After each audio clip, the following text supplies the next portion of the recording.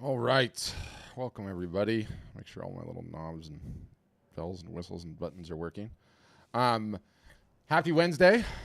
Happy you guys are all here. My name is. Oh, actually, wait a minute. We got this guy that makes fancy animations for us. Look at this. I feel so pleased with myself. I have my own fancy animation. That's so dumb. Anyway, you got to take joy of these little things, okay? I don't know how that kid makes those things, but it's awesome. My name is Patrick. I run the marketing department here. I've been doing that for years and years and years. And you guys are probably wondering, okay, what are we doing? What is the agenda for this session?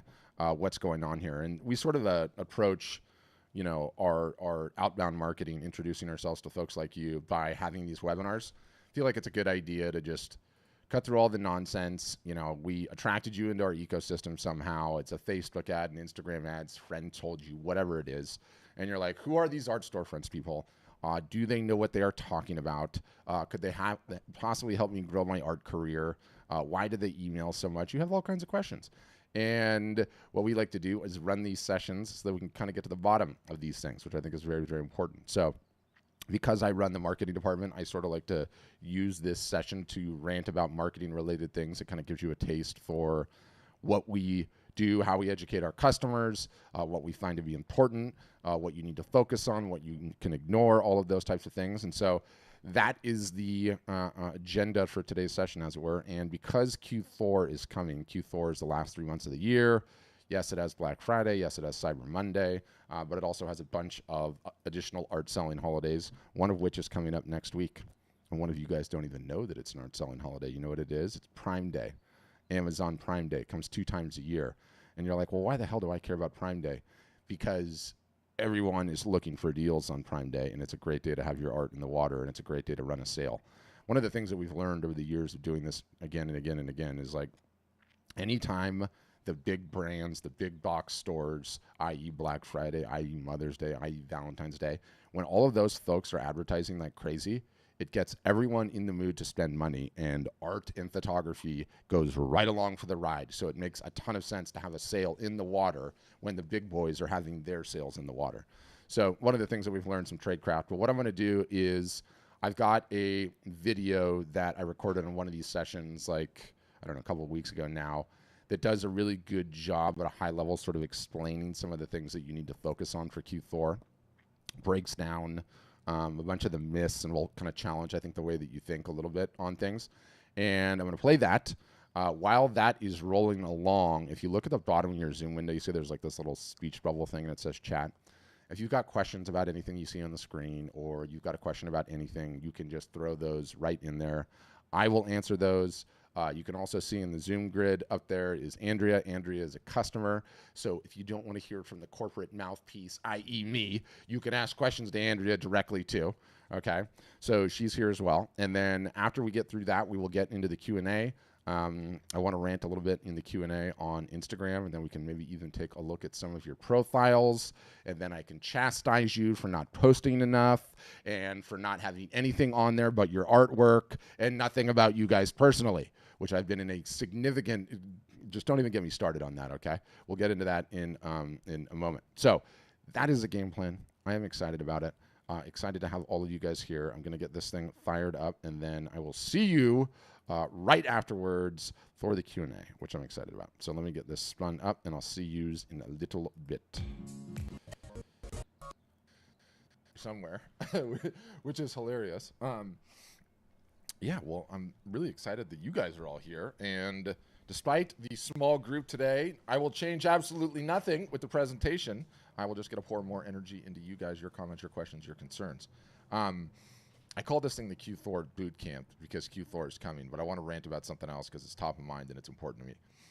And it's not Instagram, but we'll talk about that in a second too. Let me get off that so it's not distracting. So I should say I've been at this business for like, I don't know, 8 years, and it was in the art industry before that. And I've been running sessions like this essentially like 3 days a week since right around the time the pandemic started. So it's got to be 50,000 artists and photographers now over the course of that entire time. We have a little bit over 10,000 customers at art storefronts. I get to see all their data, not only on who's selling what prices, this, that, and the other, but also like where did their traffic come from that actually led to these sales. What I've come to realize in all of that is there's only three viable ways to make it today as an artist, photographer who wants to sell their creations. Only three. And let's talk about the three. And to give it some teeth, um, let's just say a successful art business. I know everyone's definition of that is a little bit different, right? But for the sake of argument, let's just say a successful art business is an art business in which you have gross sales of $100,000 a year, right? Sounds like a lofty number, fine, but let's just say that. So, okay, there's only three ways to get there. Number one way, the way that everyone on this call would prefer to do, get into a gallery where all you have to do is create and they do everything else. That sounds awesome, right? Okay, let's work those numbers through. You're in a gallery, you're doing $100,000 a year in gross sales. The gallery takes 50%. So that means at the end of the day, you get $50,000 back. And because it's gross sales, then you have to subtract your studio, your materials, your trips, your tripods, your lenses, all of that, and maybe you're left with $35,000. Hardly a living wage. Let's make that picture a little bit rosier.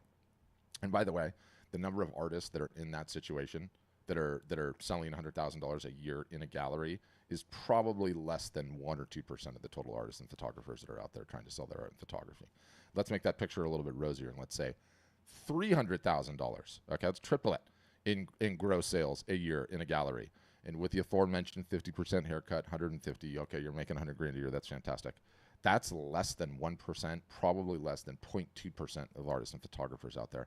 So in terms of like a viable path forward, the way that I like to explain making it in a gallery is to have that level of success that way as an artist or photographer is kind of like playing a sport versus being a professional athlete. How many people do you know play a sport? How many professional athletes do you know, right? Like the odds are just not fantastic.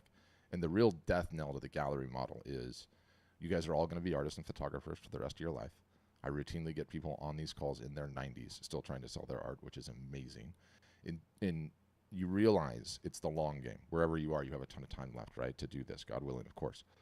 If you don't know who's purchasing your art and you can't market to them for the rest of your life, you don't have the ability to develop collectors. Collectors are folks that will come back and keep buying from you again and again and again, year after year after year. And it's the lifeblood of any art business. In the gallery model, you don't know because the gallery doesn't tell you who purchases. It's important to state that, important to understand that. All right, let's table the gallery model for a sec. Next is to become a road warrior. A road warrior is someone that does anywhere from 25 to 45 shows a year. The fairs, the shows, the farmers markets, the thises, the that's, and you are loading that car up, setting up the booth. Sometimes it's a dud, sometimes it's a hit, sometimes it's inclement weather. You're away from your family, you're 8 hours a day on your feet. It is not easy, it's hard. That being said, totally viable path to get there. If I was an artist myself and I was like looking back at my life and I wanted to give my like 20-year-old self some advice, okay, Emma, talking to you, you're the young one here, it would be like, don't have wife, don't have a significant other, don't have kids, don't have a mortgage. And if you have any of those things, it's just a generalization. You're the young one and I'm looking at you. So go and do that when you're young. Because if you can do that when you're young, when you don't have the aforementioned significant other and kids and soccer games on Saturdays and a mortgage, that's when you're the freest to be able to do that. And it's totally a viable path. Like I've got multiple customers that are in their 50s and 60s that did it for years and years and years. One guy I think of, this guy, Bill Stidham, 175,000 miles on his van in 6 years that he just used for his art shows. I mean, he hit it hard. You know what that guy has now? Healthy 6-figure a year business, and he barely does any shows anymore because he built up the list. He built up a customer base. He built up collectors. The third way, okay, is what everybody really, truly has to do. It's what you want to do, which is, I know I'm not going to get into a gallery. I know I'm not doing the show and fair circuit. That's just too much. I can't be that road warrior. So I want to sell direct. I want to understand who's purchasing my work. And it's totally a viable path. It's what we advocate. Here's the rub, though. You have to market your own art. You have to market your own art. There is no one that is going to market it for you. And for some people, that is a painful thing to hear. For most artists and photographers, it's a painful thing to hear. But it's true. Anyone that's been in this business for any period of time knows that you guys are all sold a bill of goods that somehow an artist or a photographer's vocation is just to create this amazing thing and everything else just happens, and nothing could be further from the truth. You have to get good and understand that marketing yourself is just as important a job as creating what you create. And the sooner you come to terms with that, the way better your life becomes. Why? Because there's never been a better time in the history of the world to do it. Not even close. I mean, for those of us that are older and remember the days before these things existed and before social networks with hundreds of millions of people worldwide were on their phones all day long, do you know how hard it was? Do you know how much harder it was? You were geographically fixed on the planet somewhere, and that's where you started, and that's what you had. You had to grind way harder. Now, if you take your marketing vocation seriously, if you're like, I'm going to get good at this, if you realize that your art business is essentially two trains on two tracks. Train number one, your art, your craft, your creations, your subject matter material, your brush, your lens, how good you get with all of that. That train has its own path, and it will go throughout the rest of your career. You want to get better at it. You want to make sure that train has no brakes. The other one is how good you get at marketing yourself. And you need to treat it seriously, and you need to turn it into an art form. And if you understand those two things, that is the path that artists and photographers get on, will become successful, will have a business that is growing year after year after year. And I really firmly do believe there's never been a better time in the history of the world to do that. But it's actually simple. Simple, not easy. Not easy in the fact that you guys have to get good at marketing. Not good that you have to take it seriously. Not good that you have to learn how to do this. And nobody likes doing it. I totally get that, okay? I mean, I run the marketing department here. Truth be told, I don't even like doing it, okay? Posting on socials on a regular basis, content marketing, right? Running sales, all the things that you have to do. But I don't know what the alternative is. I don't know what the alternative is. Because of all the tens of thousands of artists and photographers that have come through these Zoom sessions in the last 3 years, there are maybe one or two that were doing great in the gallery. And I saw specifically, like right when COVID hit and all those gallery people got closed up, those people were flooding into these Zooms going, what do I do? I've got nothing. My income's done, right? It was terrifying. The road warriors are the road warriors. And then there's nothing else. You know, there's nothing else. Like, I've had like 6 people tell me they make more $10,000 a year on Saatchi, Fine Art America, Redbubble. I've had a couple of people on Etsy that are doing like $20,000 or $30,000 a year, but I haven't heard anyone else. So when you realize those odds, and please don't take it cynically, like this is only going to happen for you if you sign up at art storefronts. I don't care where you sign up or what you do, but I do care that if you want to take this business seriously and you want to see it growing year after year, it's the 2 trains, 2 tracks, no brakes. 2 trains, 2 tracks, no brakes. Okay. Now that rant is over with, I call this thing a Q Thorpe boot camp, and I love the marathon analogy, all right? I hate running. I will never sign up for a marathon in my life. But I know some people that have, and there's one thing that you notice about those people that sign up for the marathon. As soon as you fill out that form for that miserable activity, your whole life changes. Why? You know the pain is coming. You start eating a little bit better. You start training and taking your exercising more seriously. You start getting better sleep. If it's me, you work on that drinking habit that you have, right? All of these things in your life, you start taking more seriously. And my contention, having been in this business for close to 10 years now, and having seen what goes on in Q4 the last 3 months of the year, it's a marathon that you're signed up for whether you know it or not. And the training that you do between now and then, between the fourth quarter, the buying season, Black Friday, Cyber Monday, the roll up to Christmas, all of those sales that are in the water, all throughout that. More art, more photography is sold in the fourth quarter than the other 3 quarters combined almost sometimes. Like our customers that do it well have a good year based on what that fourth quarter is. And so my contention is that you're signed up for that marathon whether you know it or not. And the question is, what are you going to start doing between now and then? What are you going to start doing between now and then to get ready? Because if it's wait until the things start getting colder, kids are back at school, you're running around like a crazy person, next thing you know it's Thanksgiving. I gotta have a sale. And then you post something on Facebook and send an email to 6 people. Not gonna be good, right? So we need to start training now, right? We need to start getting our businesses in order now. And there's a number of different ways that you can approach that and that you can contemplate it. But step 1 in all of it is have it in the back of your head. It's coming. What you do between now and then is going to dictate the level of success that you have, and it is the most important time of the year to be selling. Without question, not even close. And you have to have your art up on the website. You have to start working on an email list. You have to start marketing regularly and consistently on the social media platforms. If you do that now, you're gonna wake up come October and you're gonna be like, oh, got a little momentum in my back. Things actually look pretty good here. People actually know who I am, and I have the ability to market and run some sales when Black Friday and Cyber Monday comes along. So very, very important to understand that. Happens every single solitary year. Every year it is absolutely fantastic in terms of sales, in terms of art and photography. So all very, very important. Pricing is another big one. And pricing is one of my favorite topics in this business period, right?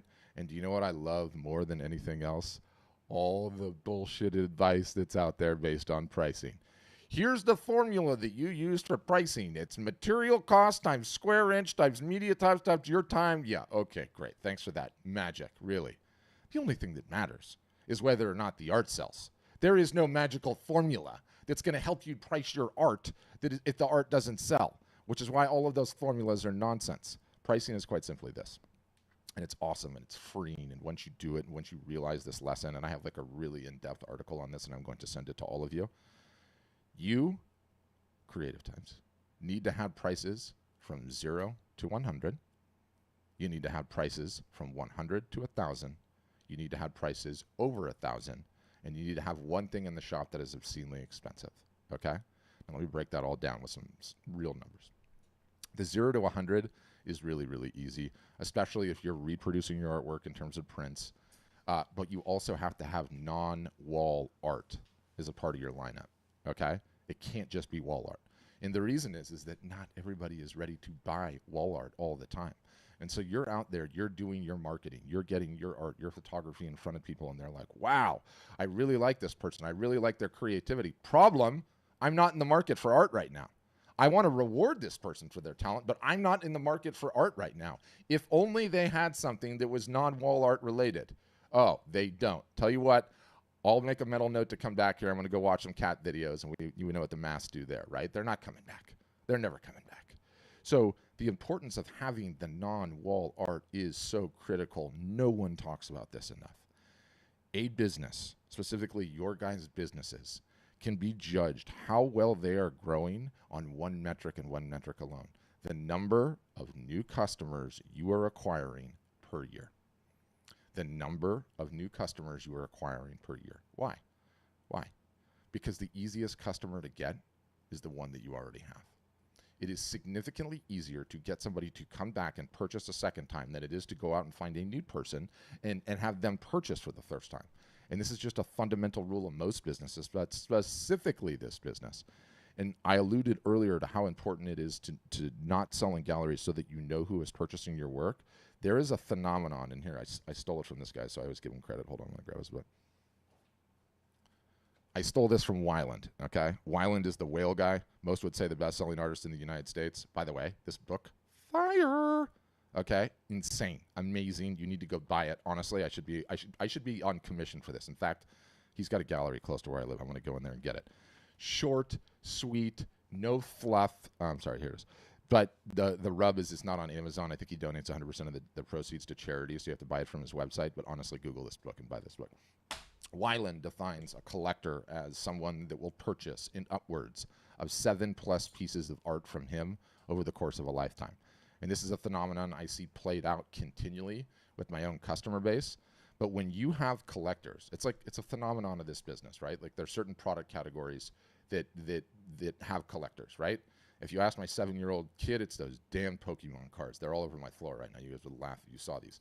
But shoes, cars, wristwatches, art is one of them. And it's a fantastic thing because you will keep creating throughout the course of your life. And these collectors will just go along for the ride.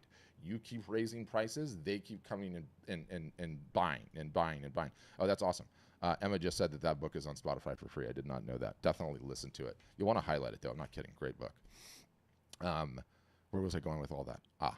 So if we know the most important thing an art business can have as a collector, and then we know in order for a collector to become a collector, they first have to purchase something, that underscores how important it is to have non-wall art as a part of the lineup, okay? That's the 0 to 100 range. Also in there, you obviously have small prints. And then let's say you're 100 to 1,000, you get into some bigger size prints, right? Your metals, your canvas, your acrylic, you go through that 0 to 1,000 range, and maybe close to the 1,000 range, you're in limited editions, and then above that, you have your originals. Everyone has to adjust it a little bit to taste. But you also need something obscenely expensive in the store. And let's say that you sell your originals, just to keep the math simple, at like $1,000. I want one in there for 10 grand. And why? Why one in there for 10 grand? That's crazy. I'm never going to sell that thing. I don't even care if you don't ever sell that thing. You ever been to a car dealership? And you know, in the car dealership, that the big glass box in the middle, I know the car dealership is a miserable feeling in most people's heads because you have to deal with the salespeople. But anyway, the big glass box in the middle, right? Let's say we're at the Toyota dealership. In that big glass box in the middle is the Toyota Supra carbon fiber TRD whatever. It's $275,000, right? There's a reason that they put those cars inside the glass box, and it's because human beings are wired to make purchase decisions based on comparison. We anchor onto certain things to compare to other certain things. And so when we go and look at that $250,000 Supra or the $150,000 Land Cruiser that's inside the glass box, we anchor onto that price point, and it makes us feel just that much better about buying the $60,000 Highlander, right? That's on the outside. And that's a phenomenon called price anchoring, and it's just one of these psychological things that's really, really, really important to do. You feel better knowing that I didn't buy the most expensive thing. It makes you feel a little bit better. That's why you put that high-priced item in there. Also, everyone's followers, yours, mine, any business, that all fall into a thing that I call the socioeconomic bell curve, okay? It's your typical bell curve, exactly what you'd expect. And down at the low end of it, you have the low socioeconomic status. Those people can't afford anything. They'll like, comment, share on your post. They're still good people. Then you have lower income folks, middle class, upper middle class, high net worth individuals, the bell curve, right? You know, what does everyone always say to me all the time? Yeah, I just want to target high net worth buyers. Yeah, good. That's great. You and every other business on the planet, aside from the 99-cent store, wants to target the high net worth buyers, okay? That is why it's insanely difficult to do that. But the point is, you need to have this range of pricing that I'm discussing to be able to cover all of the spots on that bell curve. Because what happens when you do that is you acquire the highest number of customers possible. And the beautiful thing about acquiring the highest number of customers possible is you can market to these folks in the future. The bell curve is not a fixed entity. Your buyers and potential buyers are going up and down that bell curve their entire lives. The one that's living in their mother's basement right now is buying their new house 2 years from now. And you got that sale. Do you want to know why you got that sale? Because you sold them a mug or a mouse pad or a calendar or a whatever, and it sat on their fridge. It could be a sticker, okay, that's on my garage fridge with all the rest of the stickers. And every time I go out to get a beer, which is an enjoyable experience for me, I look at your art, okay? Now I've moved out of my mother's basement, and I'm going to go buy a house, and you got that sale. And that's how it works. And I get a lot of pushback on the merch, okay? I'm a fine artist, Patrick. I would never sell that merch, that cheap tchotchke crap. I'm not doing that. To which I respond, let me know the last time any of you went to a museum that didn't have a gift shop. I'll wait, okay? If Van Gogh's Starry Night is on the wall, and you can also buy a Starry Night poster in the gift shop for $22 plus tax, I'm pretty sure Van Gogh's not losing any sleep over it. Technically, he's really asleep. He's dead. But you get the point, okay? You get the point.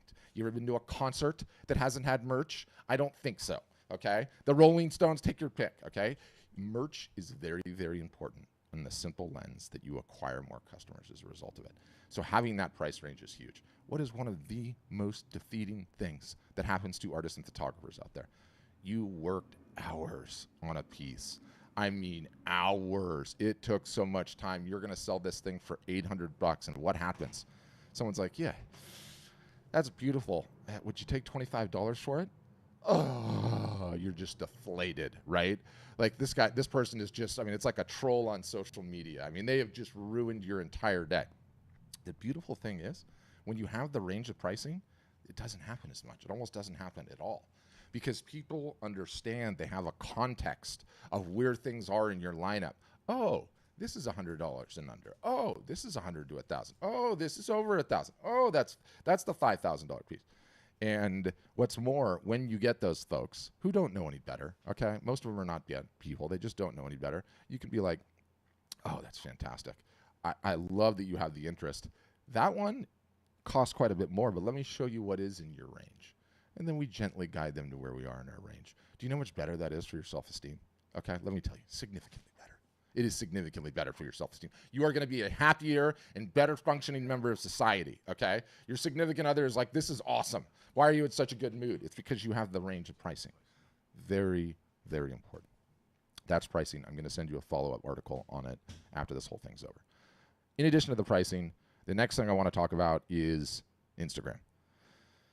Most important social network for artists and photographers. It's not even close. Secondarily, it's Facebook. Okay, have to be working on both of them. Well, Patrick, what about TikTok, or what about Pinterest, or what about SEO? Yeah, what about shiny objects that are not going to move your business anywhere and are going to put you on the road to a hobby? All right, that's what all the rest are. I don't care what anyone else says, anyone's friends, anyone. No one is selling art on any of the rest of those things, okay? They are lying to you if they're saying they are. It's nonsense. I've looked at way too much data. Aside from onesies, twosies here with weird circumstances, the two most important places that you need to be are Instagram and secondarily Facebook. And thank God for that. Okay, don't talk to me about TikTok. I'll kick you right out of this Zoom. You are lying to yourself, okay? Stupid Chinese app, communist app that is just trying to flood you with an endorphin hit. You got 10,000 views. You didn't get 10,000 views. You got 100 views from people that are never going to buy your work, okay? So when we stay focused on the only two platforms that matter, to the detriment of wasting time on any of the rest of those ones, I don't care. Just stay out of there. Stay in my lane. Facebook and Instagram and Facebook. You will end up winning. And why is Instagram the most important? What do you guys create? You create visual creations. What is Instagram? A giant visual search engine. Imagine that. Lines up pretty nicely, right? The beautiful thing is that Instagram has become, over the years, evolved into the credit check for artists and photographers. What do I mean by that? I'm going to buy something. I saw something. My neighbor had something. It's really important for me to keep up with the Jones. I'm going to go look at what he got, and what am I doing? I'm going instantaneously to Amazon. I'm going to read the reviews. Was that thing good? Is there a better one? Maybe there's a better one. Maybe I can one-up this guy because I got to keep up with the Jones. Now, we check Amazon is a way of getting credit checks, like getting the reviews of what something is, right? So you could say Consumer Reports or some of the other sites too.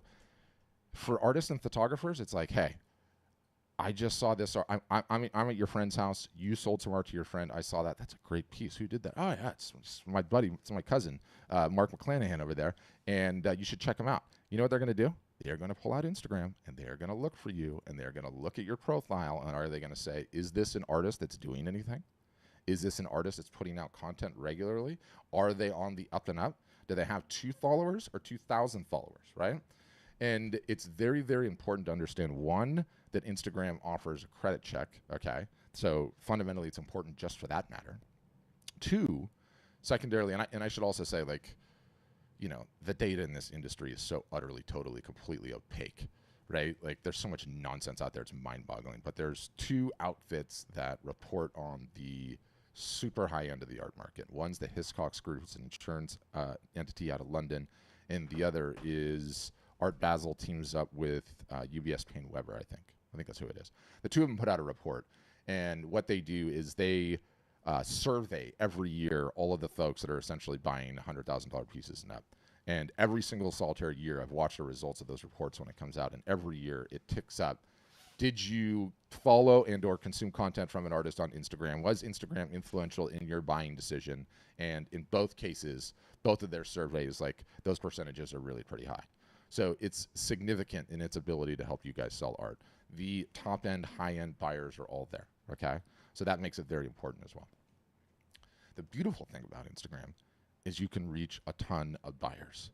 The terrible thing about Instagram is you have to post frequently on it for years to really make a huge dent. So, yeah, 1, you got to get started. 2, you have to understand you're going to suffer in the short term because it's not easy, and you have to learn how to do it, and you have to learn how to enjoy it and get good at it. And we can talk about that in depth. I have a ton of teaching on Instagram. But the beautiful thing that exists currently on Instagram, and I love this, okay, we're going to have to do a little social media history lesson, but Facebook emerged. Facebook pretty much became a monopoly, okay? Power was unchecked. Then a new rising competitor came along, and Facebook is like, uh-oh, we can't have any competition. It was Instagram. We're going to go buy those folks. So they bought them. Okay, great. Now Facebook's even more powerful. It's Facebook and Instagram. I'm streaming on their platform while I'm saying this, so I get banned. You guys will know why. Zuckerberg kicks my door, and you'll know why. So now they own these 2 platforms. So the playbook was, we are a monopoly. If any competitors come along, we're just going to buy them. Okay.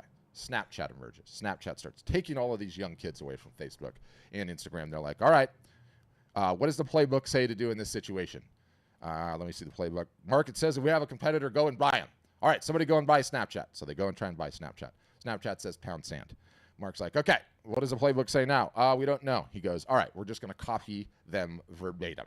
And so Snapchat had these things called stories that disappeared after 24 hours, and Facebook copied them verbatim. So, okay, now Snapchat peters out. I mean, who's using that? I don't know. Some kids, whatever. It's whatever. I don't want to talk about it. The next one came along. This time it was TikTok. And Mark Zuckerberg went right back to the playbook. He's like, okay, this is awesome. TikTok is starting to steal a bunch of our users. It's competition. What should I do? Let's go try and buy them. He goes and tries and buy them again. They tell him no. He said, my wife is Chinese. Let me buy you. They still said no. So the next thing they do is they're like, okay, what is the playbook saying next? Copy them verbatim. And so that's what they did. And by the way, the other social players were watching, and now YouTube watched, and they're like, okay, let's copy them verbatim. So what did TikTok have? These short form little videos that were 120 seconds or less and were very compelling cell phone style video size. They copied that feature verbatim and called it Instagram Reels. YouTube saw that, copied that feature verbatim, called it YouTube Shorts. I could cycle through the 3 views of those 3 different products, and you could almost not tell the difference. They even put the buttons in the same place as copycats. Anyway, why it was a brilliant thing, TikTok coming along, is it destroyed what has been up to that point in time in the social contract. What is a social contract? What do I mean by that? Hey, art store friends, work really hard on my platforms, Facebook and Instagram, and post a bunch of content. When you do, people will follow you and become fans. After you earn those followers and those fans, some small portion of what you create will be shown to those followers and fans for free. Early on in the days, it was like 90%. Recently, it's like 2 to 5%. Tiny, almost nothing, right? So that is what the social contract was. TikTok, God bless them, despite the fact that don't like the platform and think it's evil, has been still siphoning off users from Instagram at an alarming rate. It's all the younger kids and the people that are chasing likes that are not real and chasing views that are not real. It's a worthless platform. Anyway, so what they've done is they've torn up the social contract. So now where we are is we're in a scenario where you can get onto Instagram and you can have 2 followers, your significant other and your mother, okay? She likes and comments on everything. God bless you. Thank you, Mom. You can create content in the form of an Instagram reel. And an Instagram reel can potentially, if it's good, be seen by hundreds, by thousands, by even millions. In which case, you organically marketing without leaving your house, showing off your creations, understanding the platform, can get free reach. It used to be you didn't get that. And it used to be you had to pay a ton of money in terms of Facebook and Instagram ads to get that attention. Now you can do that without leaving your house, and that's an incredible, incredible thing. So it represents a huge, huge opportunity. And so that's where we stand right now as it sits in 2023. I believe Instagram is the most amazing platform that exists that can bring you guys buyers, bring you guys fans, bring you guys email addresses, and yes, sell your art with photography, but you have to get good at marketing it. You have to understand how to post. You have to work on your posting frequency, and you have to learn to love it. In addition to that, you guys got to learn that art sales are 50-50. What do I mean by that? 50% of the sale comes down to the work, how good the work is, the quality of the work, right? So what the subject matter materials, take your pick. The other 50% is who is the artist? What makes them tick? What makes them interesting? What separates them apart? What might I have in common with them? Do they live in California? Do they live in New York? Do they live in Florida? Do they live somewhere else? Are they a dog person or a cat person? Do they like cooking? Are they foodies? Do they work out, paddle kayaks, or do CrossFit? And what I find almost universally is that artists like hiding behind the canvas and photographers like hiding behind the lens, okay? If I come to your Instagram profile and all I see is artwork, artwork, artwork, artwork, artwork in any format, usually just 2 dimensions, right? 2-dimensional piece, 2-dimensional piece, 2-dimensional piece, 2-dimensional piece, and I can't, in a spate of a few minutes, learn something about you, something that makes you interesting, something that makes you tick, something that sets you apart, something that I might have in common, okay? Shared interest, shared mutual sufferings. Do you have kids? I have kids. Did you step on a Lego this morning and almost break your neck? So did I. You and I are going through the same thing. So we have this in common. I am now more bonded to you, right? And no one teaches that enough, the 50-50, but it is so utterly, totally, and completely true. You, the artist, are the brand just as much as the artwork. And yet you, artist, are more often than not hiding behind your artwork, okay? No one's saying you have to be a Kardashian, okay? You don't have to start dressing promiscuously and having a camera crew follow you around 24 hours a day. But you have to give a little window into who you are, what makes you tick, what makes you interesting, what makes you different from everyone else, right? And if I can't come to your profile within a few minutes and now be bonded to who you are and have something to talk about, a good, bad, or indifferent, you are making it much more difficult on yourself, okay? You're making it much, much more difficult on yourself. And a lot of what I have to teach all day long, okay, and my customers are no different than all of you guys. Let me define that. All of you have a significant marketing problem, okay? The best art does not sell. The best art that gets seen sells. It is not at first a meritocracy, by which I mean art sales, a meritocracy on how good you are at your art. Instead, it is a meritocracy on how good you are at getting your art in front of eyeballs. That is how it works in the real world. And you guys all need to be taking Instagram way more seriously. And you need to share a little bit about who you are and what makes you tick. And it is the single solitary greatest time in the history of mankind to be an artist. I believe that. You can get your work in front of more eyeballs without leaving your house than was ever possible in the history of mankind. But it means you have to get good at Instagram. You have to get good at posting regularly. Because Instagram and Facebook are so similar right now, I just kind of combine the two. Instagram is more important, but anything that you create for Instagram also goes to Facebook. Also, Mark Zuckerberg is not stupid. He's not MySpace Tom. That network's not going away. At some point in time, these stupid headsets and the metaverse and all the rest is going to win. So we have to put a little bit of water in the Facebook pot as well. And, you know, for some people, it's actually a bigger platform than Instagram. But Instagram is really the one, right? Because, again, giant visual search engine. So enough of my blathering. One person has sent me their Instagram profile. I can start getting into those and breaking those down, Brandon, and I'll do that for you because Brandon lives close to where I live. I'm going to light you up, though, Brandon. You're going to get lit up, my brother. All right, so I will do that. In the meantime, we can get into questions, though. If you have a question and you have your camera on, you can go old school status. You raise your hand. I'll usually see that. I can bring you on. For everyone else, at the bottom of the Zoom window is this stupid little reactions thing, which is a smiley face and a plus on its head. If you click that, there's a way for you to raise your hand digitally speaking, and that kind of gives me a cue and lets me know, hey, you've got a question. If you're one of the ones that doesn't have your camera on, don't worry about it. You can certainly ask via audio, okay? If this wasn't my job, you wouldn't have any idea what I look like. I have a face for radio, but again, this is my job, so I have to be on video. You don't if you don't want to. You can throw questions in the chat. If you're one of the ones that's watching on Twitter or Facebook or LinkedIn or YouTube, I can see your comments. I will respond to those as well. Usually, it just takes one brave person. And by the way, if you don't want to talk to me, you can talk to Andrea too. So, yep, Art Storefront photographer. Who's going to kick me off? What was that, Crystal? Was that a little hand raise right there? Crystal, you going to go first? That's what I'm talking about. It always takes one. It always takes one to kick us off. Hi. Hi, nice to meet you. Nice to meet you. Okay, so the question that I have is about the reels and the posts. Yes. How many times should you post a video or a reel a week? And I guess how long should it be? Great question. Great question. So, you know, what's interesting is I've been doing this a long time. I don't teach out of some playbook. Like, I do it all myself, and I grind like crazy, and I've gone the ups and downs and everything else. This gives me the perfect opportunity to tee it up because I want to show it to you guys. I have a podcast. It's called the Art Marketing Podcast, and you can find it anywhere. That's what it looks like, Art Marketing Podcast. I do search Spotify, search Apple Podcasts, whatever else. So why I'm showing you this is because I have a couple episodes back.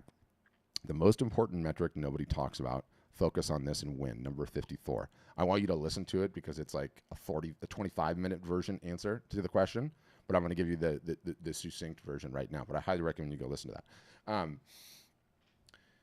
Knowing what I do, okay, and I should say being at this for close to 10 years, having 11,000 customers, the only metric that matters for you guys is the number of pieces of content that you create per week, okay? And the reason it's the only metric that matters is because none of you create enough of it. Okay. All of you need more email addresses. All of you need more friends and followers. And all of you have questions. No different than crystals, right? Like, how long should it be? How many should I do? What time of day should I post? Can I show my process, or should I just show the art? Do I need to use trending music? This, that, or the other. The whole notion of the number of pieces of content that you create per week, and especially as you drag it out for a year, is you will learn all the answers to those questions, okay? You, in 1 year's time of grinding and posting regularly on Instagram, can go from amateur to better than 98% of the photographers and artists out there that are trying to promote themselves. And that's a big deal. That's a huge deal, right? Like, reels are certainly the topic du jour right now, but they're not forever. The good news is Instagram makes it pretty easy, okay, to study this whole thing and to like understand doing what you're doing. I'm gonna do, because I realize the phone is like a little, small. So I'm gonna go to this, okay? For those of you guys that don't have professional accounts on Instagram, you should have business accounts rather. That don't have business accounts on Instagram, you should get a business account on Instagram. It's very easy to convert from personal to business. It's utterly, totally, and completely backwards compatible. The reason that you want to do, okay, a business account is because it makes it very easy for you to get analytics to track how well you're doing in terms of number of pieces of content created per week. Now, first, I have to go on a quick rant because most people don't understand this intuitively. Instagram, okay, is essentially 3 social networks in one, okay? It's 3 social networks in one. And sort of the analogy that I want you guys to all think of is it's no different than a museum. We'll just keep it in the art context. It's a museum with 3 rooms, okay? And what ends up happening is some people go into the museum and they go into all 3 rooms. Some people go into 2 rooms. Some people just go into the 1 room. Some people come into the museum 10 times a day and only go into the 1 room. What are the 3 rooms? Oh, so you want to ensure that your art is hanging on all 3 walls of the museum, okay? What are the 3 rooms in the museum on Instagram? The first one is the feed, okay? Everyone understands what the feed looks like. In the feed, so if you come to the home button, what you're scrolling through here is the feed, right? If you go to somebody's profile, you can see their feed. And if you scroll through a profile, the feed like this, you're greeted with a number of different posts, right? Like some of these things are carousels, which I'm scrolling through sideways here. But you can post individual images in here. You can post videos. You can post carousels of videos. You can post carousels of images, and reels get placed in there. That is room number 1 of the museum, okay? Room number 2 is what are called Instagram stories, right? And these are what are up here up top. These are the things that disappear after 24 hours. They can be video, they can be still images. You can put stickers on them. You can do all kinds of fancy stuff. You can, there's a whole bunch of different things. I don't want to get into all the things you can do. That's number 2. Number 3 is the newest product, the one that they've just copied verbatim, okay, which are called Reels. And if you look at the bottom of the cell phone here, if I go to the little play button, this now puts me in the Reels tab. It always shows me this stuff. I'm blown away by how fast these people drive the boat and the fact that there's competitions. Anyway, I'm now in Reels, okay? And I'm scrolling through Reels. Reels are like 120-second or less videos that you can do a whole bunch of different things in. Those 3 networks are all important because there's certain people that just go to one and that's all they do. The social network for them is literally just stories, right? Some others, it's just Reels. Others, it's the feed. So you actually have to pay attention to all 3. It's very important that you pay attention to all 3. It's very important that you create content for all 3. And you just want to over-index at this moment in time a little bit more on Reels. So do the Reels first. You literally cannot do enough of them, okay? On our crazy weeks, we'll do, I think we do like 600 or 700 pieces of content a week on Instagram, okay? Does that sound insane? That is insane, right? And you know what? Every single solitary time I've done it and I've ramped it up, we've continued to get more and more and more results. I don't do it as much anymore because I can cheat because I spend money on ads and you guys don't, okay? So I'm cheating. But for you guys, if you look, and again, you guys have to have a business profile for this, okay?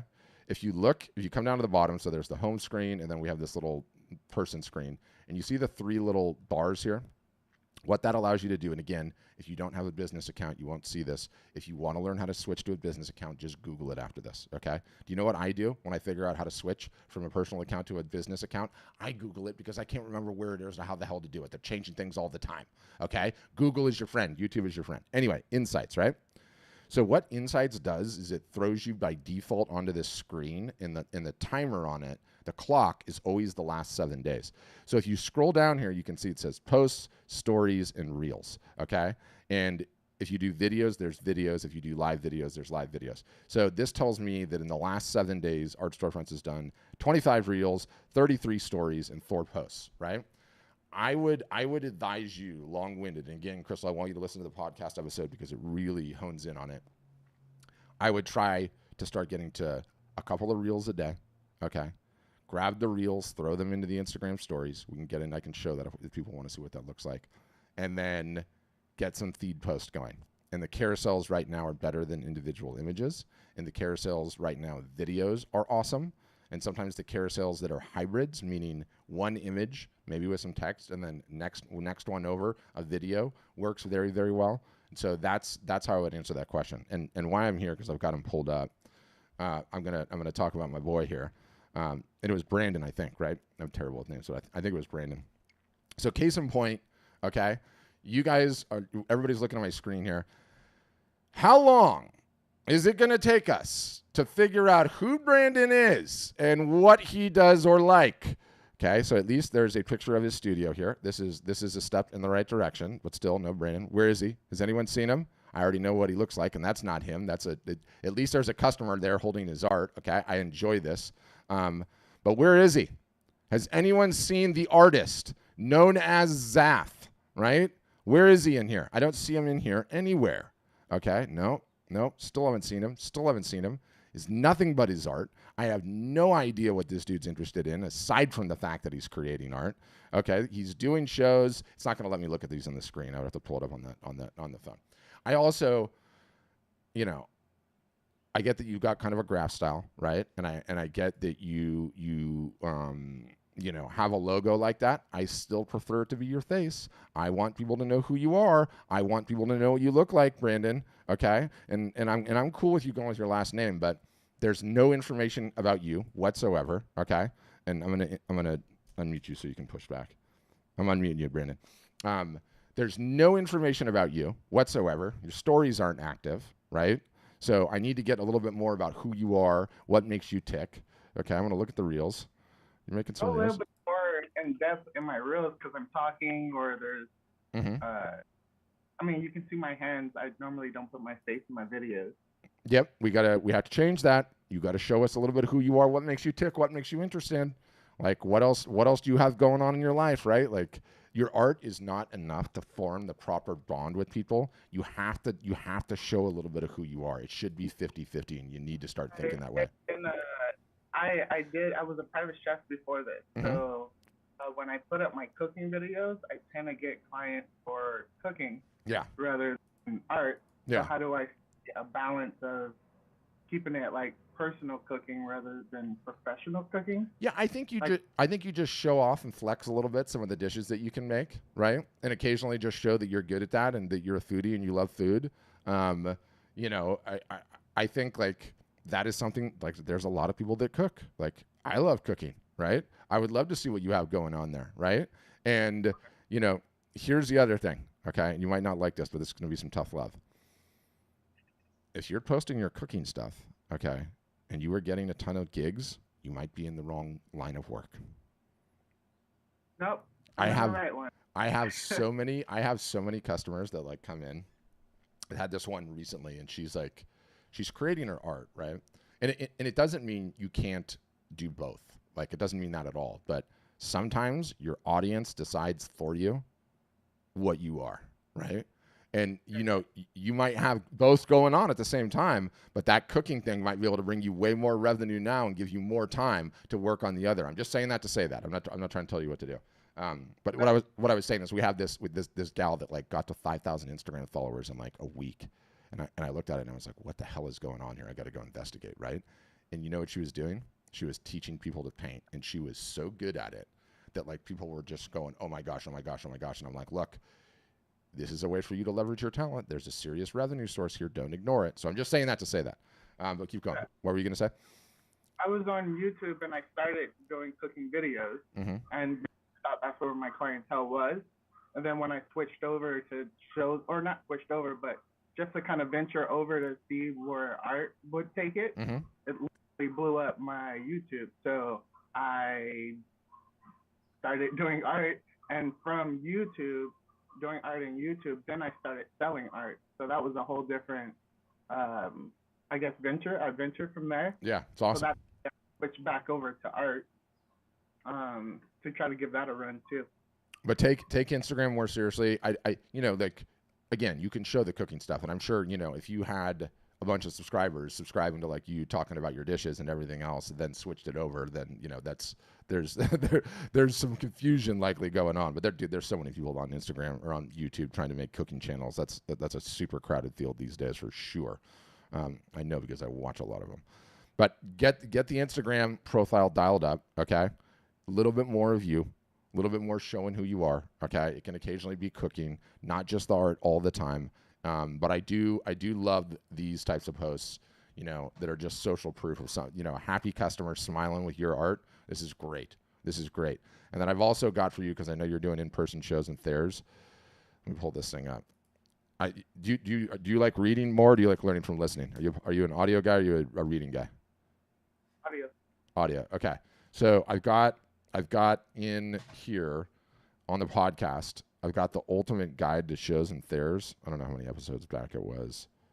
Thing is a beast. It's like an hour long, and it's down here somewhere. I'm trying to find where the heck it is. Advanced pricing strategies. No, the ultimate guide to shows and fairs, number 49. Write that down, because I go through step by step all the trade craft, what you need to do and how you need to understand what to do before you do an in-person show or fair. This will level you up so quick it'll make your head spin. It's like it's really, really good and tactical. So I would definitely listen to that. Awesome, thank you. Yeah, thanks. All right, I'm going back to the grid because I haven't seen hands up. Who else got a question? Shy bunch today. I can certainly get into the chat ones. I can't tell. Yep, I got you, Karen. Hold on. All right, go ahead, Karen. I was listening to what you were saying before, and you mentioned something about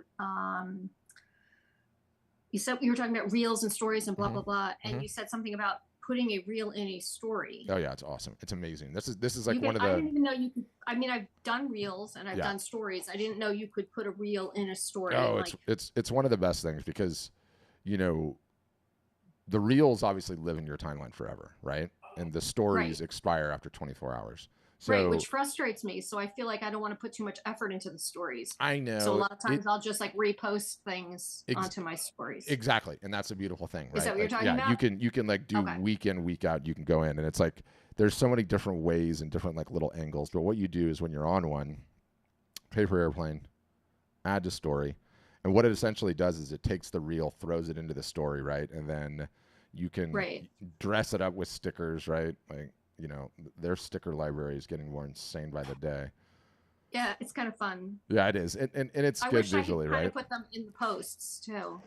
Yeah, we'll see whether or not they allow that. But it's like, you know, happy Monday. It's not even Monday. You think I care? I'm sharing it, right? Because it's going to be gone in 24 hours anyway. But did you see how quickly I did that?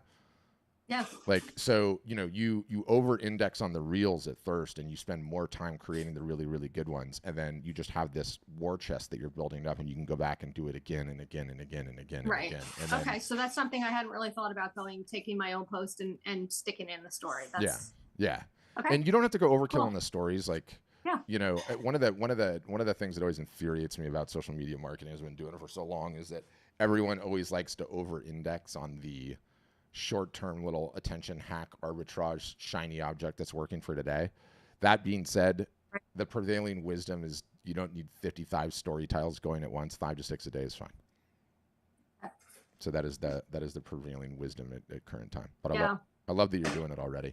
You know, it's funny because we hate the stories, but the 20s somethings and the 30 somethings will they'll almost do it exclusively, right? That's all.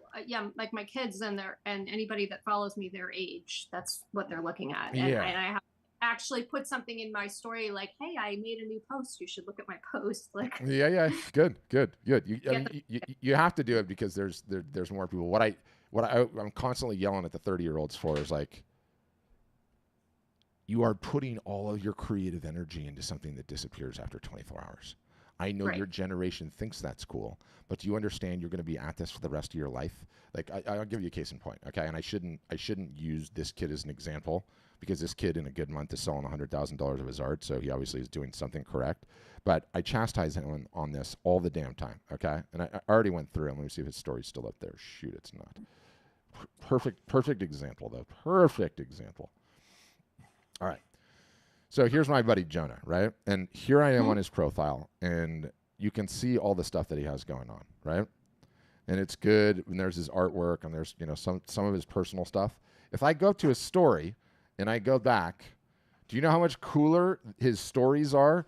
Like here he is, I know he's in San Francisco because he told me he's got like commission for this piece. Here I am in Northern California. I'm doing this, I'm shooting. I'm telling my story, everything else. And this is like a gig for some beautiful. Yeah, for some big architect. And then after 24 hours, that's gone. And there's nothing here to explain that whole thing. And I'm like, dude, what are you doing?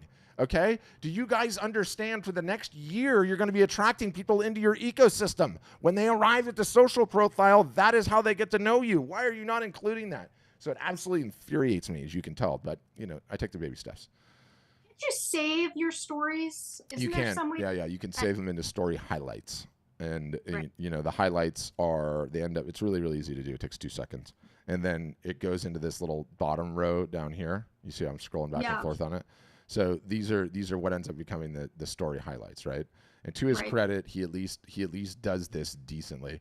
But it's just like one of these millennial things, It's like, doggone millennials. It's fun to blame them for everything, by the way, because I'm one generation older.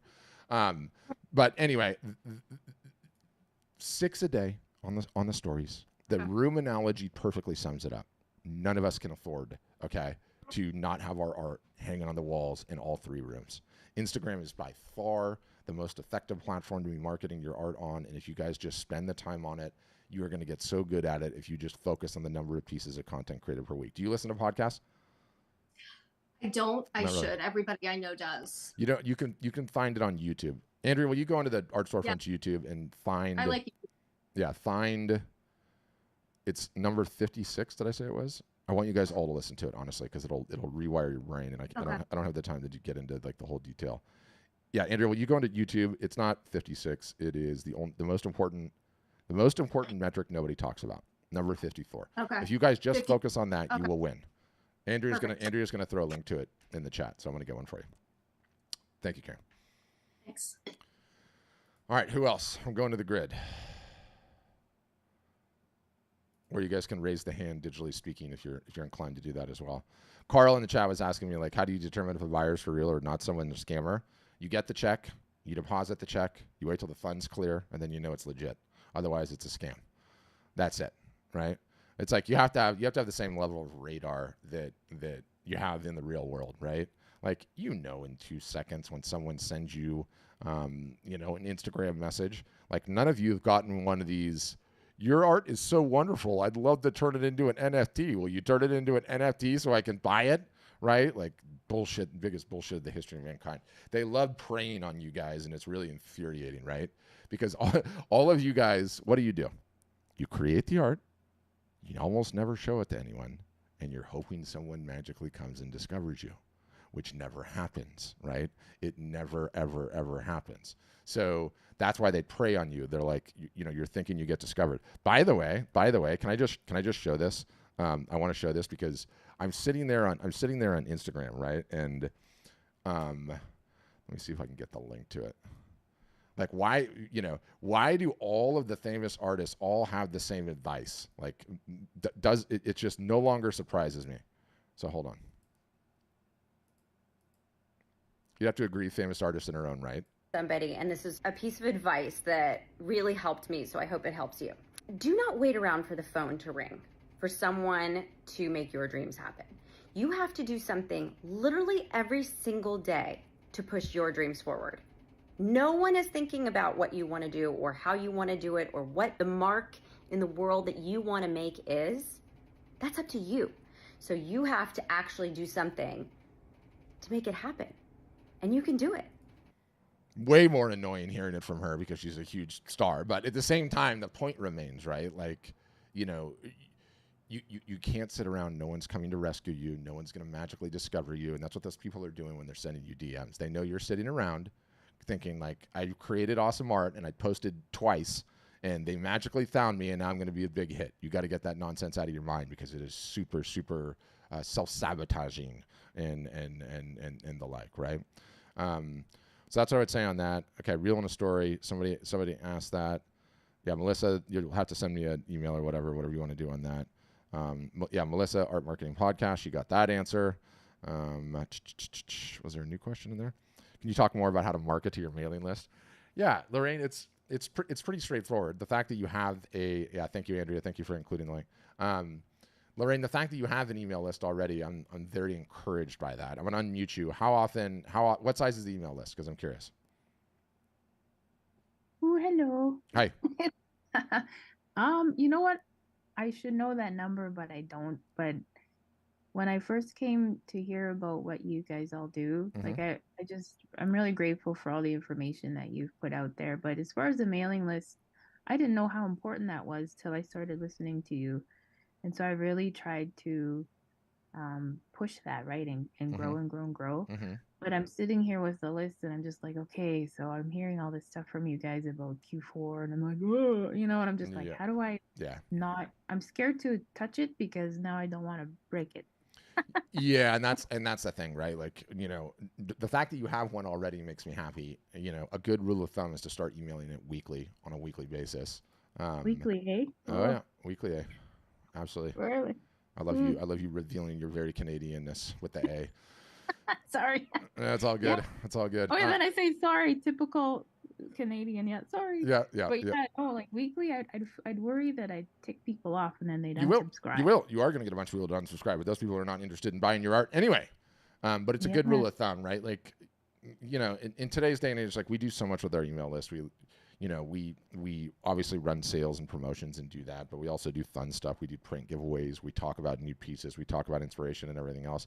What I hate is artists are stuck in a newsletter modality. Like newsletters are from the 1990s. Okay, give it up. Nobody likes newsletters. Nobody reads newsletters. Newsletters don't need to be a burden. Like stop doing the newsletters, right? Like start writing emails on a regular basis. Email is sort of decaying as a channel, and it really is about the frequency. I mean, how many emails do we send, Lorraine? It's obscene. It's obscene. Yeah. I like it. I appreciate it, though. Sometimes I can't make it, and sometimes I can. Yeah, exactly.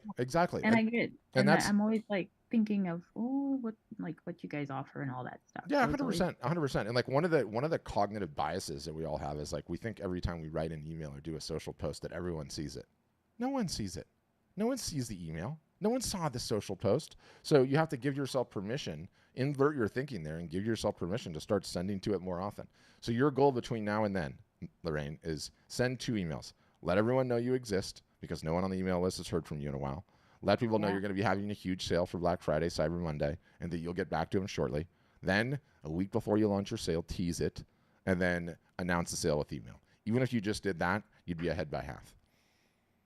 Okay. Yeah, you know what you're talking about for sure. I think so. The newsletter thing, like having it, because I kind of stress about that too. It's like, I know. And it becomes a burden. Oh my God, what am I going to put together for this thing? And then I'm working on it for 2 weeks and then you send it. And what you didn't realize was like, even if you had 5 pieces of content in the newsletter, send the 5 emails. And don't make it such a burden and freak you out because not everyone listens or sees every email. So that's just the game. It's what we teach all year long. Okay. Thank you. All right. Thanks, Rain. And thanks for the kind words. I appreciate it. Brandon, go again. Come on in. So 2-part question. Yeah. What is the ratio between personal and professional that you should be posting? 50-50. 50-50. Oh, 50-50? Yeah. But here's like the way to read it is 50% your art, okay?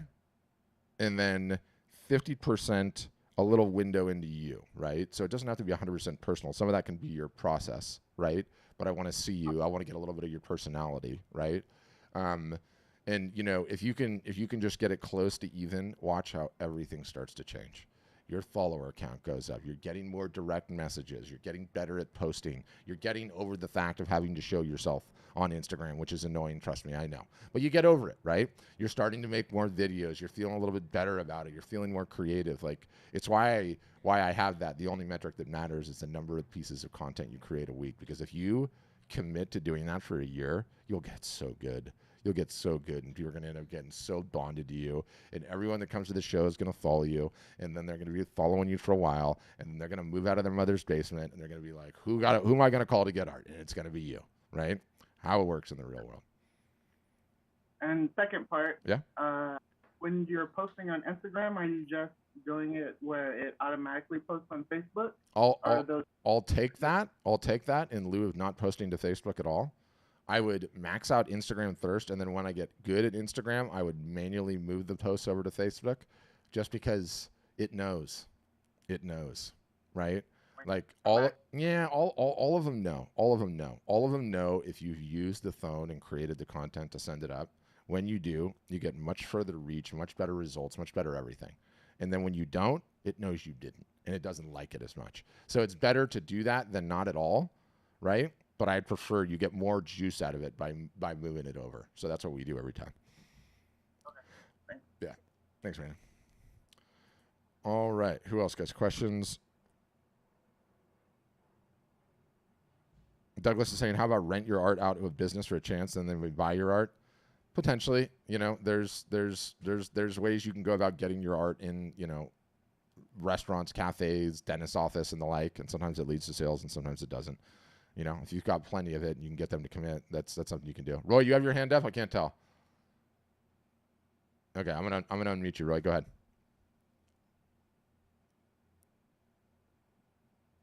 And you're on the cell phone. It looks like, Roy, it's kind of hard to find the mic. Yeah, gotcha. You hear me? Yeah, I gotcha. Go ahead. Yeah, gotcha. How you doing, man? Good. How you doing? Good, thanks. All right. Most of the artwork you describing is painting, mostly painting, right? No, not necessarily. It literally, yeah, it applies to literally everything. Like, yes, it could be painting. Okay, yes, it can be mixed media. Yes, photography. Yes, murals. Yes, hand creations. I do like prints, shirts, hats. Yeah, all day. Yeah, I do airbrush. Yeah. I haven't got back to my airbrush standard. It's been a while. Mm-hmm. So I do screen prints. I do my own artwork. I put people on my shirt. Mm-hmm. I design my artwork on people's shirts, take pictures. I didn't open up the media of Instagram and Facebook yet, but like you say, do Instagram before Facebook. That's a good idea. I didn't thought about that. Yeah, and you got to do both. And you know, it's like, I'm a social media marketing expert, and I actually hate it. I hate it, right? But you know what? I'm also contrarian, Roy, and that's what we have to be. Like, at the end of the day, I'm trying to grow my business. You're trying to grow your business. You know what that makes us? Fishermen, okay? Yeah. And you know what fishermen do? Okay. We show up at the docks in the morning, we get on the boat, and we drive the boat to where the damn fish are. Right now, the fish are on Instagram and Facebook, and so we have to be contrarian about it, you know? Facts. Yeah, facts, for sure. Yeah. It doesn't mean we have to like it, you know. It's still a job on some level, Roy. But we got to do it. That's what it takes to grow, you know. That's true. You're right. That's why you get it known. Yep. That's right. I appreciate it. Thank you for that knowledge. Yep, my pleasure. Thanks, Roy. All right, stay in touch. All right.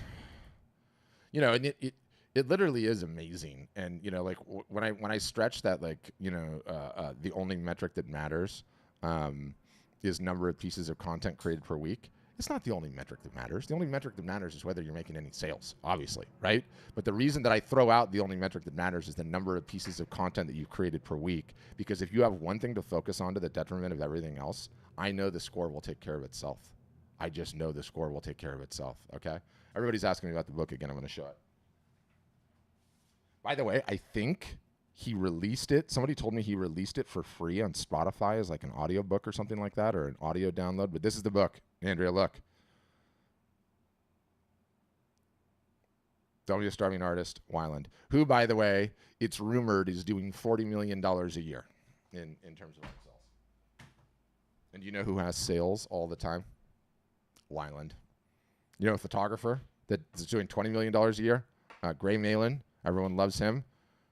Also runs sales all the time, okay? Which is why I get infuriated where it's like, I'm a fine artist. I'm not going to put my work on sale. It cheapens me. Biggest bunch of bullshit in the history of mankind. It doesn't cheapen you. It's called psychology. Discounts plus scarcity equal human beings more likely to take action. Everyone needs to act like a business if you want to be a business, right? Okay.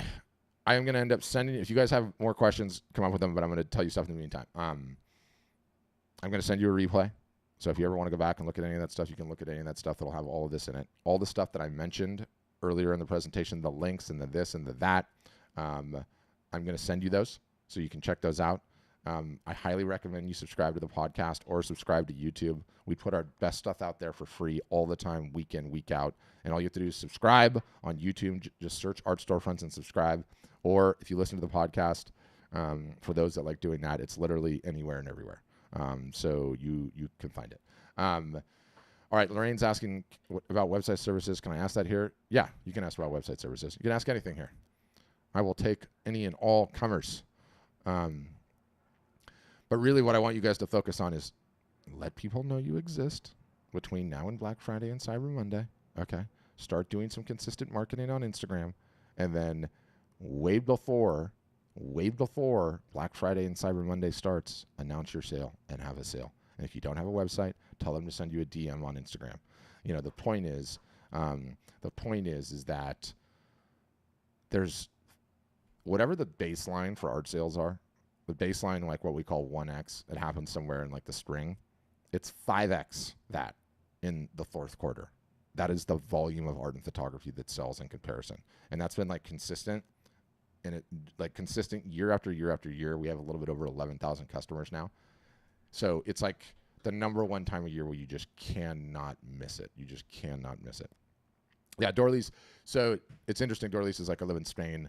Can I use your services? You know, like interested. So we're working right now. Like, yes, you can. Okay. It's easy. We have customers all over the world.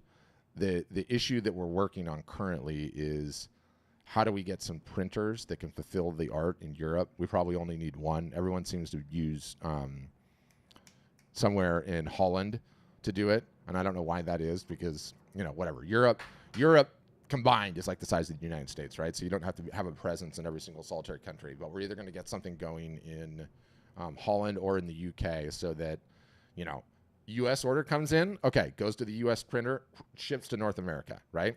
Or any North American order. Canadian, North America, Mexico down. Okay, that all gets routed that way. European orders would get routed to the printer in Holland. If it's originals, you have to ship it where you have to ship it, right? Somebody buys it in the U.S., they know that. They're going to have to pay for it. If somebody buys it locally, obviously you would take care of that. But you can absolutely, use it. And it doesn't matter, no me importa cuál lengua, right? You have the marketing problem in both languages.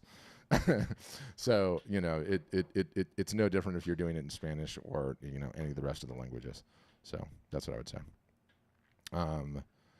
Yeah, Dave, we recommend all of it, like all of the above.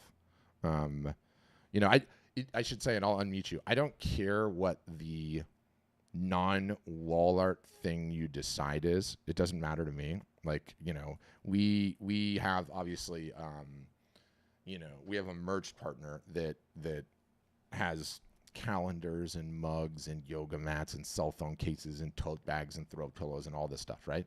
But I have some customers that hand paint wooden spoons. I have some customers that do the stickers. To me, it doesn't matter. All that matters to me is that you guys are acquiring the maximum number of new customers per year, okay? And getting the email address, because I see what that does over a 10 and 20 and 30-year time horizon. You have all of these people whose email you have, who you're messaging regularly, who are now coming back and buying all the rest of the pieces, right?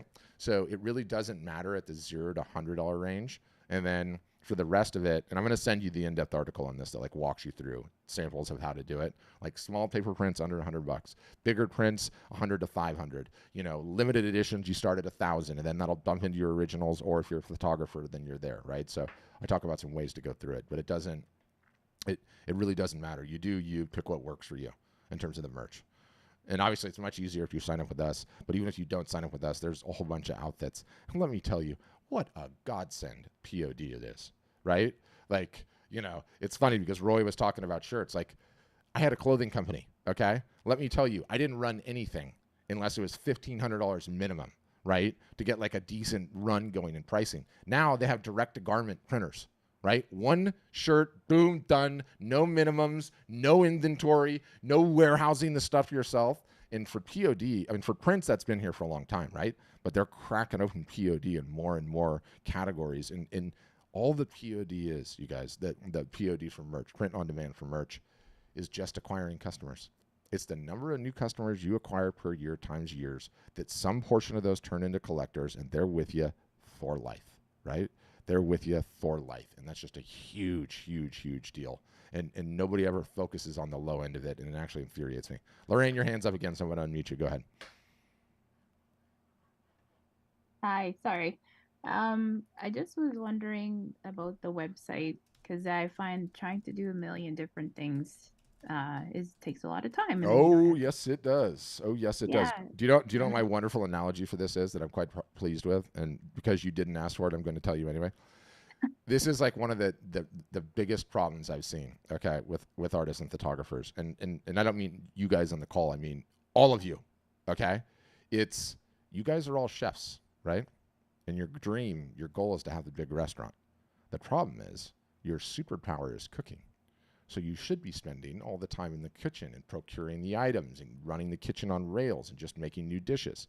Instead, you're answering the phones. You're the maitre d'. You're the waiter seating the folks. You're the bartender. You're the sommelier. You're bussing the dishes, and then you're washing the dishes, right? And it's like when you're wearing all of those hats, how could you ever grow a restaurant more than 1 or 2 tables? You couldn't, right? And so one of the things that we do that we figured out in our journey, and I promise it's not a sales pitch, it's just what we do. We don't let our customers build the websites anymore.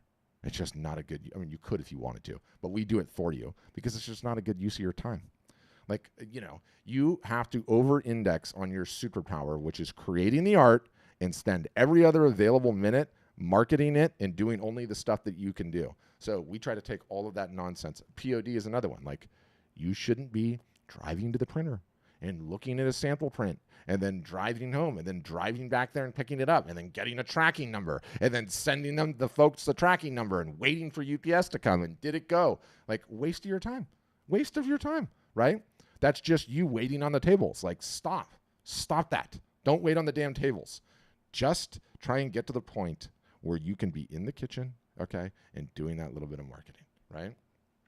Oh, yeah. No, so I guess that's my question. Like, let's say it was all hunky-dory and I loved it, and then eventually I wanted to just then start maintaining it on my own years down the road. Is there a way? Yeah, you own everything with us. Like, the website technically it's our technology. It's hosted on our servers, but you own the domain. So if it's lorraineart.com, okay, and you're with us for 10 years, and then you decide to go somewhere else at any point in time, you just point the domain to wherever you're moving next. You own it all. But then all the back end stuff you guys own, right? Yeah. Like, yeah.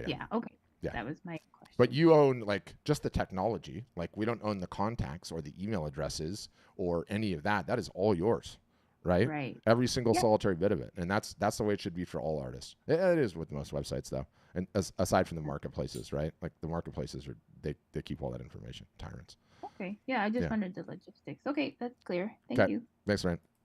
Yeah, thanks, Dave. Glad you enjoyed it. All right, Daniela, go ahead. Hello, how are you guys? I'm so happy to listen to all of you. I've been struggling with one thing lately, which is, what are we supposed to write? Like, what is the, I don't know how to put this. Does it matter that much what you write in your post, what you write down in your post, in your stories? In your reels? No, not that much. Like, take 30 seconds or less and write something, Danielle, and don't overthink it. The number one, and this is like another one of these things that's like endemic in the artist community, right? You guys are such perfectionists and you overanalyze everything, and you're like, this has got to be perfect. And then the minutes turn into hours, turn into days. Where is that post, Daniela? Where is it? Write whatever write whatever you like, and only worry about the number of posts that you're doing per week. It gets easier, and you don't need to worry about it. Okay. Yeah. How about sharing, like encouraging when you post something? Is it yes a good idea to yes to all of the above, as long as that post gets posted today, Daniela. Today. Don't overthink about it. Write some that are short. Write some that are long. Okay. Write some that are medium sized. Sometimes share a little bit. Sometimes don't. As long as it gets posted today. Right. You have to get into that modality.